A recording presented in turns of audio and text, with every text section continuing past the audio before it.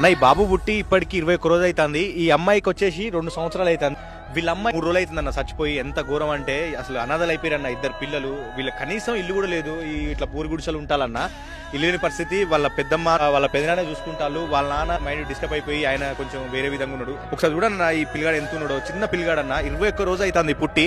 వీళ్ళ అమ్మ చనిపోయింది. ఆ అమ్మాయి వచ్చేసి 2 సంవత్సరాలు. అమ్మ చచ్చిపోయిన దగ్గర నుంచి వెళ్ళి ఆ పాప ఫ్లెక్సీ దగ్గరికి పోయి ఎడుతుందట.